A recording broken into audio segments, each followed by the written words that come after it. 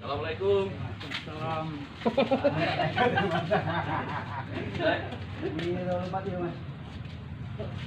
Assalamualaikum. Waalaikumsalam. Matanya nggak bicara. Halo Tribuners. Bersama saya Bang Mandor di acara wawancara tokoh. Sekarang saya berada di rumah Pak Wo Fauzi Jubir. Beliau adalah tokoh seniman lukis di Jambi. Nah, ini beliaunya, kita akan tanya-tanya dengan beliau. Selamat sore Pak Wo. Oke, ini Pak Wo, kita ini kalau teman-teman pengen tahu siapa tokoh seniman lukis yang paling senior di Jambi, nah, beliau ini. Beliau. Oke teman-teman, kita akan wawancara depan beliau di studionya. Nanti kita akan ngobrol banyak hal tentang masa depan Jambi dalam perspektif kebudayaan. Cus, di sana. Oke, mantap. Ini karya Pak Wo semua ya? Ini dia namanya Ninjo, ini kampung bawah. Oh, lebih banyak. Batu ya? Tinggi. 30 km dari Mili, di Meninjau. Di sebelah namanya Segiran. Itu yang putih nampak dari rumah. Jadi kalau sampai.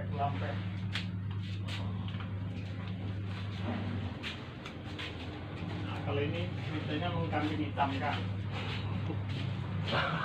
Ya, ini cat hitam. Jadi sudah penuh kantongnya kan. Itu yang lain. Oh, kontaknya ini ya? Iya, Kontaknya. kontak Ini kok Nokia Pak Wo? Oh, ini HP-nya Nokia waktu itu. Ini kan sudah 7 tahun dibuat. Oh, iya, iya. HP baru sekarang tuh belum terbuat. Iya. Nah, Ini simbol anu ya, simbol apa istilahnya, orang kaya lah Iya, kira-kira gitu. orang kaya. Orang kaya tapi caranya nah, biar kaya. molek. Mantap. Ini anak ini sudah hebat di Surabaya. Tadinya dia orang kena. Jadi apa yang terlukis oleh dia itulah yang dibuat. Kenapa tidak? Ini apa ini? Membacanya gimana ya? Dia maksudnya kan lukisan impresionis. Jadi kesan-kesan aja dibuat. Anak lanang pakai tunggul kayu, dadanya, dan juga kata-katanya udah senonoh gitu banyak. Tahu-tahu sekarang di Surabaya namanya Imam. Pangeran Tunggal malah dikenal dia di Surabaya. Masih muda. Pak Wo, kalau melukis itu berarti tidak harus ini ya, Tidak. seperti ini enggak ya Pak Wo? Itu gambar. Ini gambar namanya. Ya, gambar. Kalau melukis Melukisnya apa maunya? apa maunya? Iya, ya? setiap orang tuh bisa melukis. Oh. Tapi kadang-kadang bagaimana ini kan sekolah enggak. Lebih murni gambar orang yang tidak sekolahan itu. Oh, jadi pokoknya wujudnya apa ya itulah menggambar itu Pak Wo. Itulah yang seni lukis. Seni lukis itu dua versi. Ada yang tumbuh dari dalam diri dia, ada nyimak, meniru. Oh. Nah, kalau meniru itu menggambar. Oh, iya. Kalau dia buat macam inilah satu-satunya di dunia, tidak ada lagi duanya. Kalau ini bisa siapa saja bisa bikin. Oh, Pakai iya. skala, pakai apa. Kalau ini Dia lah yang tahu. hanya dia yang tahu. Iya. Dan tidak harus dianggap orang harus seperti ini, hendak beda ya. Enggak. Dia kan macam kalau aliran yang kayak begini biasa, itu namanya realis nyata. Nyata.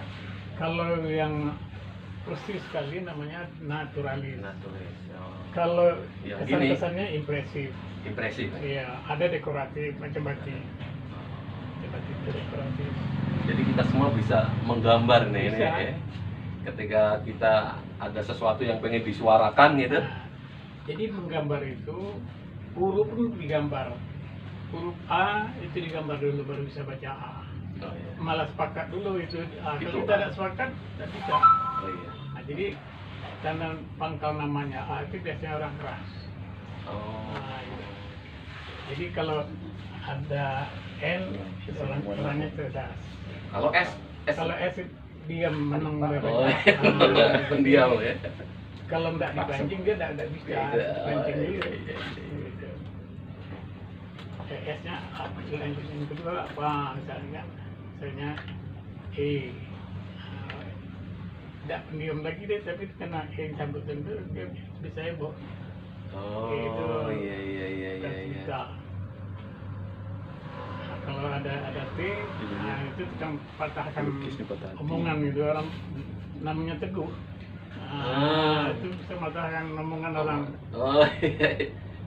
Nah, jadi istilahnya digambar dulu, ada garisnya, garis lurus itu keras. Garis lembut S itu dia tenang-tenang saja, tidak terlalu indah gitu. Nah, kalau misalnya P punya apa namanya, perasaan, punya kenangan, selalu cerita kenangan dia yang sementara. Oke, kita masuk. Cik mas ngomong karena kita masuk galeri. Nilai sejarah kita yang kurang contoh. Itu pernah Pak Jun dapat gambar almarhum ini di Tenuk. Katanya ini sudah salah, orang Malaysia sudah sumpah dengan saya. Dicek lagi dah ada. Bukan tentara itu memang keturunan Arab. Banyak Tapi gambarnya tidak ada macam itu. komunitas bawah. Saya sudah ya. Sultan Taha itu keturunan Arab. Ya kita ini juga bagian arah seberang itu kan ada Arab, ada Cina. Jadi kalau Datuk Sintai itu keturunan Cina, mengembangkan agama Islam di seberang. Nah, jadi ada Cina, ada Arab, ada Raden, ada dari Jawa kan. Jadi di dalam membuat gambar Stolda yang disahkan oleh Pak Arto dulu gambar Pak Mardi, topi merah pakai sorban, wajahnya nampak kejauhan kan, yang buat orang Jawa kan. Lukisan ini kan berpengaruh. Saya buat gambar Imam Bonjol misalnya kan, wajah-wajah saya itu indah. Jadi makanya lukisan orangnya sakral. Kadang-kadang punya roh. Saya buat gambar Marmaran melukis saya gitu. Atau yang di belakang itu saya buat membelah bambu itu jangan satu diinjak, satu diangkat. Sebab kalau kita jadi pimpinan, kalau sebelah diinjak, sebelah diangkat, tidak adil namanya. Nah, ini gambar-gambar yang bercerita itu yang sangat dituntut. Makanya anak-anak sekarang potret sudah ada, kamera sudah ada. Terakhir tahun 1901 waktu Santo Air meninggal, fotonya tidak ada. Mencari fotonya itu kan tidak tahu. Waktu itu nggak ada yang sempat mendokumentasikan dalam bentuk melukis, itu nggak ada. Tidak ada. So di sini budaya gambar orang. Kurang laku saya berapa banyak buat gambar. Suruh adik-adik yang buat. Tidak laku gambar. Kalau Itu gambar gubernur bawah banyak. kalau keluarga warisannya itu nggak ada juga. Ada, tapi istilahnya orang yang sudah wawasan, yang punya pandang ke depan. Oh. Ya itu yang harapan. Aku lupa nama. Tulis Pak. Nah, yang tulis Arab itu karya-karya yang mempunyai nilai-nilai sejarah itu sedikit sekali yang mau. Sekurang-kurangnya dia punya apa namanya, punya kenamaan. Saya seperti Buya Hamka. Buya Hamka tidak besar di daerahnya, Oh iya. besar di daerah Medan dan daerah Jakarta. Pada waktu di kampung dia kena usir. Ini masih teman lah dengan saya. Kenapa Pak Hamka? Ya, katanya ini jalan terentang sama kamu. Pergilah, jangan di kampung juga, nyempit di rumah aja. Seorang orang Minang tidurnya di surau, makannya di lepau, dan tidurnya di langgar gitu.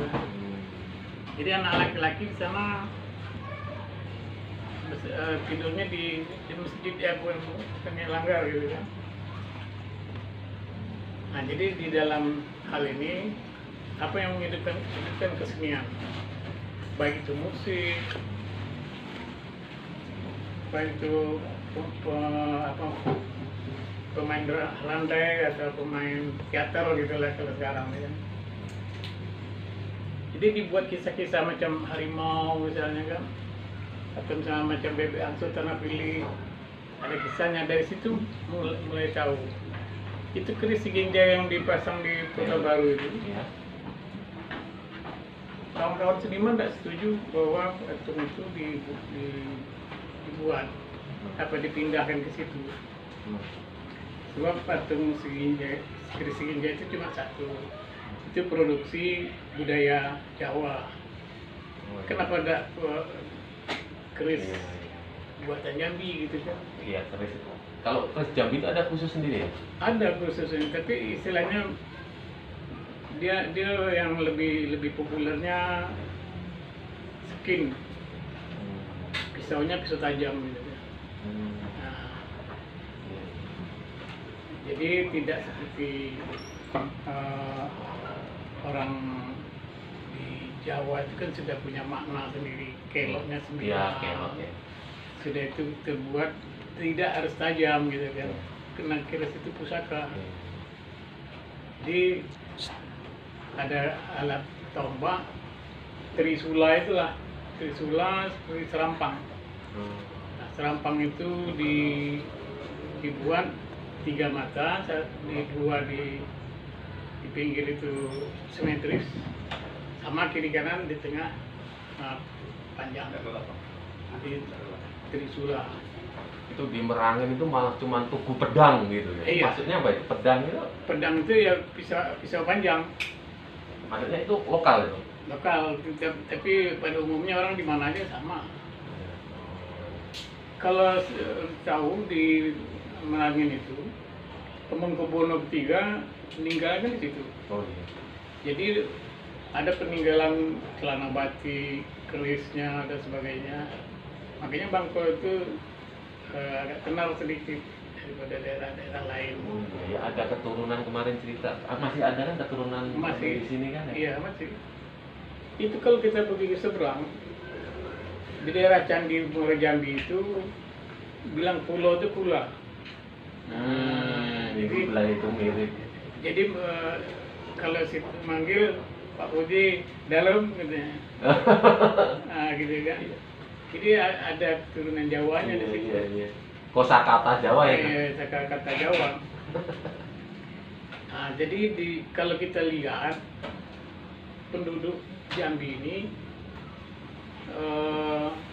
7 suku itu ada campur baur dengan Minangkabau, sukunya penduduk.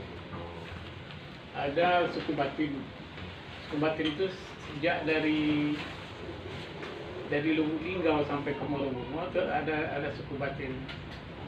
Nah, dia manggil saya tuh Sayo. Ayo. Nah, ada lagi di Jambi ini manggil saya tuh Hambo. Hamba. Nah, jadi dia keturunan dari Minangkabau. Ada Batin 12, Batin sekian. Nah, itu di Motobo banyak. Situ ada suku pindah. Ada suku pindah, suku Melayu. Gimana Mbak? Langsung setting di sini aja mas. Oh langsung aja? Jadi ngobrol satu meja aja di sini. Oh. Oh ya. Ngobrol. Itu pindah di Ini kita di mana? Ngobrolnya settingnya di mana? Di sini aja mas. Oh di sini. Satu dari. Jadi berarti kita langsung mulai nih? Nggak apa-apa langsung mulai nanti biar tak pilih aja langsung pertanyaan kayak. Oh iya iya iya. belum mulai.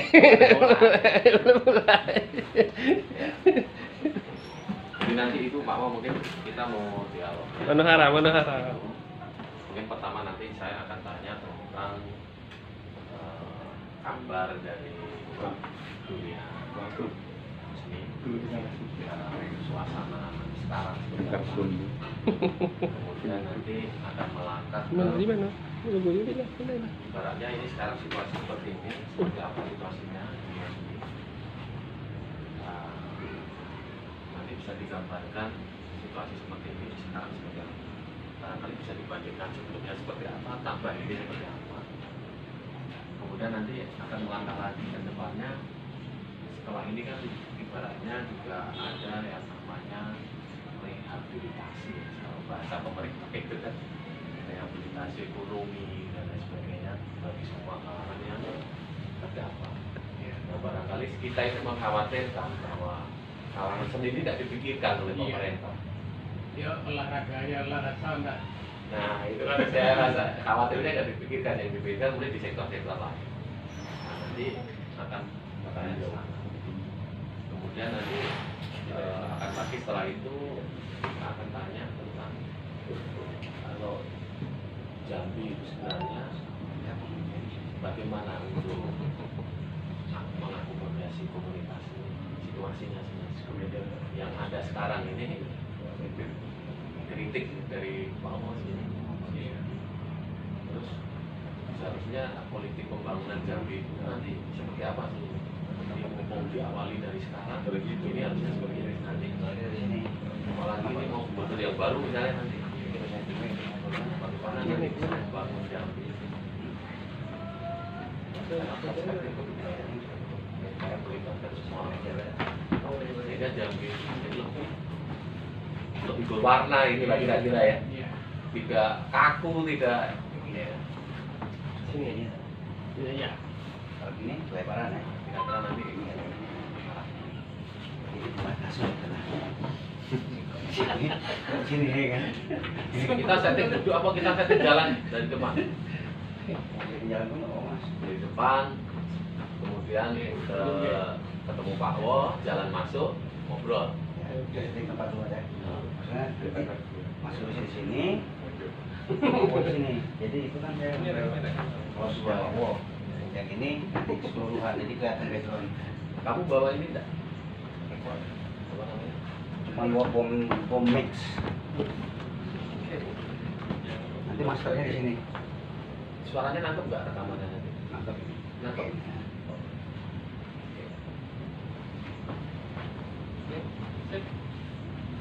Ambil bawah dulu.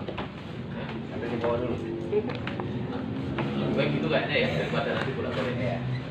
Nah, jadi nanti ceritanya begini Pak Wo, supaya nanti videonya itu tidak mati, tidak hanya duduk. Tahu kan pisang tebu datang ini tidak ada lagi.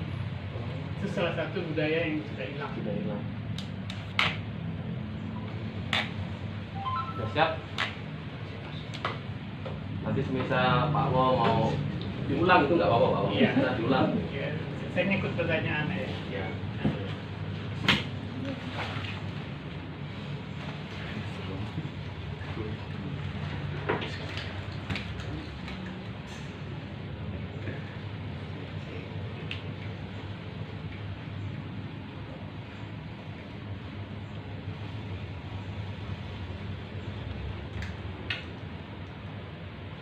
Ini saya menghadapnya sana apa sini ya?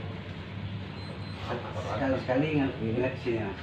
Apa ya Pak Wo agak gini atau gimana? Iya, itulah adabnya. Pas aja. Sekali ngadepnya ke sini Pak Wo. Ngobrol sama Mas Ulis. Sekali-sekali Pak Wo ngadepnya kamera juga nggak apa. Kita ngobrol santai Pak. Atau yang satu statis, yang satu Moving. Ya itu nanti moving mas. Oh ini moving ya? Ini mau tak blocking kamera dulu mas. Oh Yang statis. Master aja di sini mas. Oke sip. Tunggu dari 5 ya. 5, 4, 3, 2, 1. Action.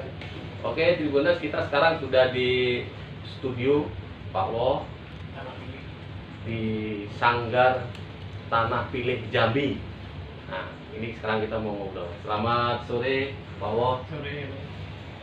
Pak Wo, kita mau tanya tentang dunia seniman di Jambi, terutama seni lukis. Nah, kita pengen tahu dulu bagaimana keadaan seniman lukis selama pandemi terjadi ini, Pak. Di Sanggar Seni Rupa Tanah Pilih Jambi sebenarnya lahir di tahun 84.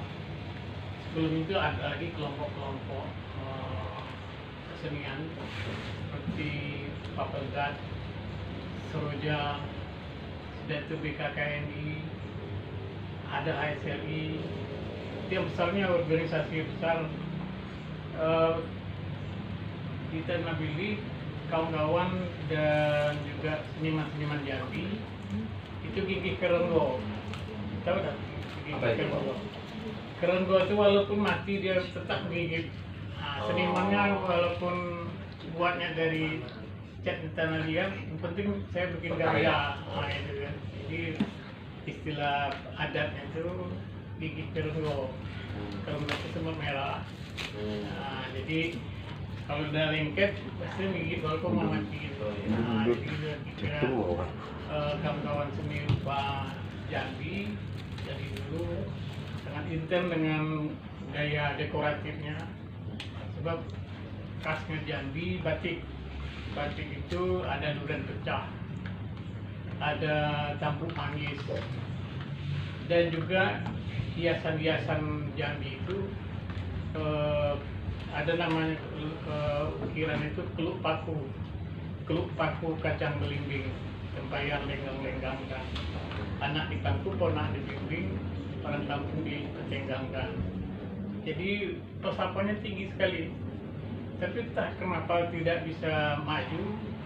Di sebelah kan banyak batik, tapi yang batik orang-orang diimpor dari Jawa, jadi dia tidak bisa mengubah cerita dekoratif itu tadi.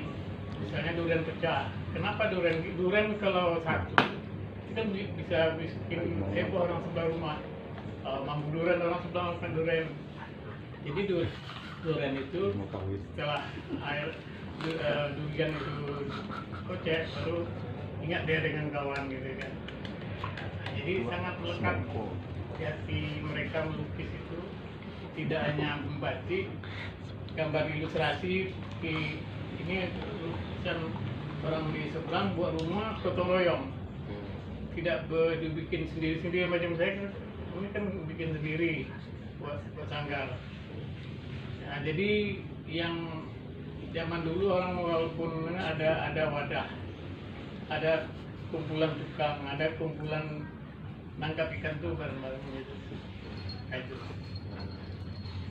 Sekarang kondisi teman-teman seniman gimana? Kondisi teman-teman seniman sekarang sebenarnya dewe-dewe gitu. Jadi terkadang mau buat kampas, cari kampas itu sulit. Nah, kalau ada organisasi kampas ini kan dibuat dari kain belacu, dibuat bingkai spandramnya. Kalau dulu ada induknya yang menyediakan, walaupun dibeli juga, jadi jual gitu kan, dibeli. Tapi mereka tidak susah. Sekarang kalau mau pameran, macam kemarin ada pameran, kuratornya kebingungan. Ada usah dikurasi lah, sudah dianggap bagus lah. 31 orang kemarin anak-anak Jambi, dari Palembang cuma datang 3, dari Lampung juga 3 orang, dari Bengkulu 4 orang. Nah, berarti anak-anak Jambi semangatnya tinggi.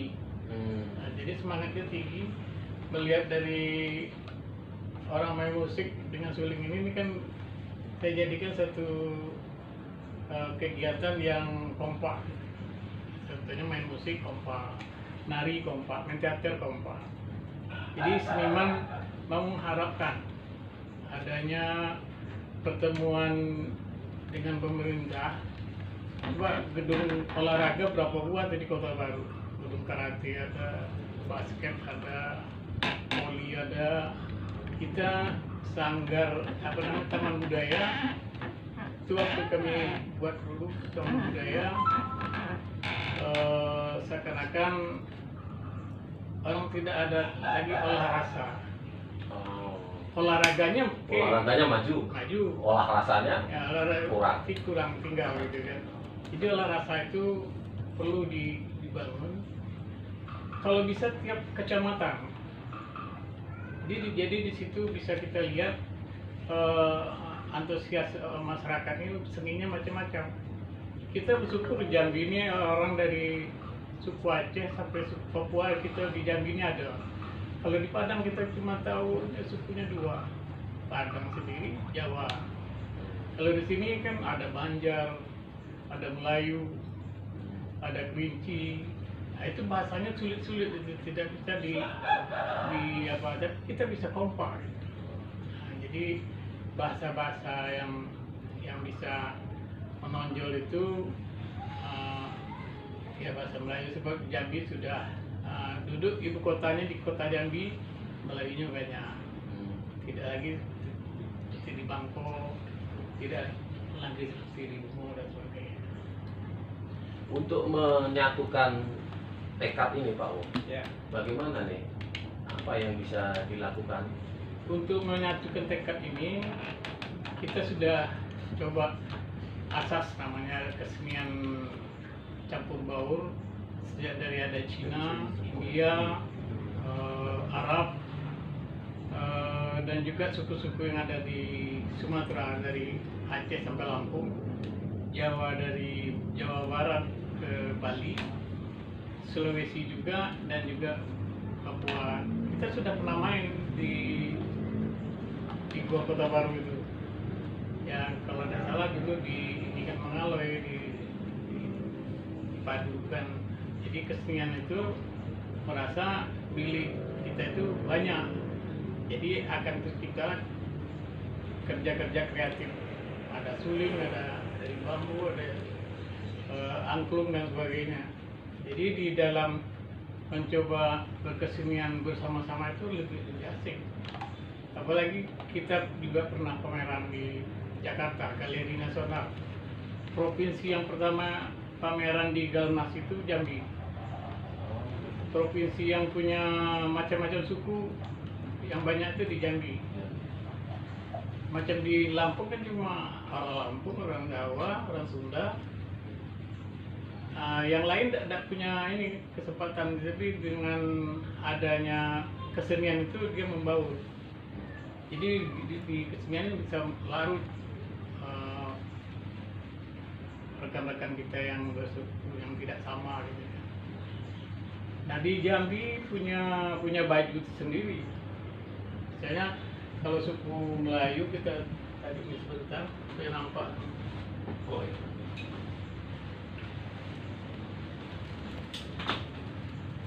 Baju yang dia pakai namanya baju Teluk Blango. Ini ya? Ya, baju Teluk Blango. Lacak yang dia pakai itu lacak batik Jambi. Ini? Iya. Suling yang ditiup suling Sunda. Nah ini Sunda ya? Ya, Sunda. Nah jadi